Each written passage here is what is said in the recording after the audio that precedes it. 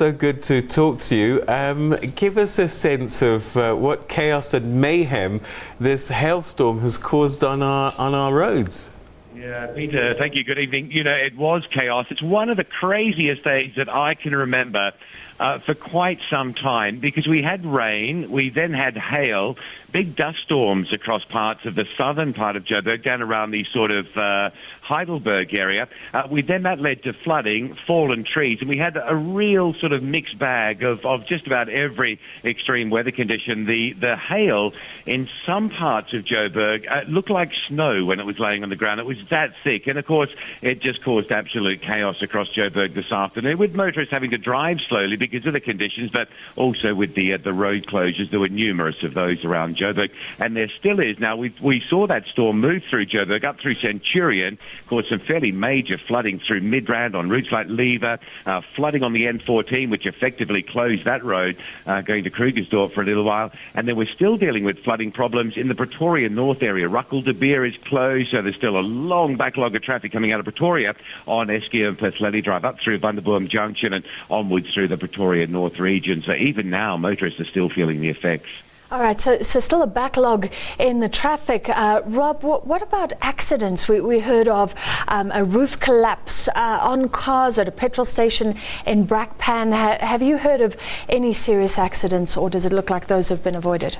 I think they've been avoided, thankfully. There was a big one in Pretoria this afternoon on the N1, but generally, I think what we saw today was a sort of lower general count of accidents, but it was just the weather-related incidents, like when you've got a fallen tree and when you've got a road that's flooded and not passable, so then motorists have to look for alternative routes. So some of the south of Joburg was bad. Brakpan was really bad. Brakpan Springs area badly affected, and then motorists, as I was saying, up through Midrand having to divert away from Lever Road. So not so many accidents, thankfully, but certainly weather-related chaos. Rob, what would your advice be to motorists that are probably still out there trying to navigate their way through?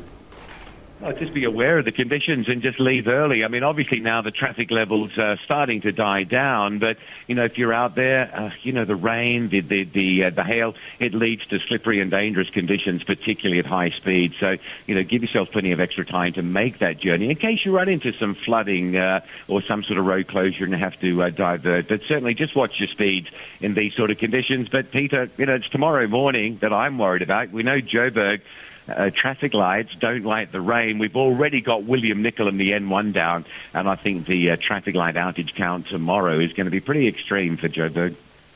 Our traffic lights certainly are pretty fickle at the best of times, not good in the rain. Thank you very much for your time, Rob Byrne, and you've been seeing pictures on social media, hail, some of those balls the size of tennis balls. Scary. So definitely insurance scary, claims, but at least major accidents avoided. And you've got to say his name in the Irish way because he's Rob Byrne.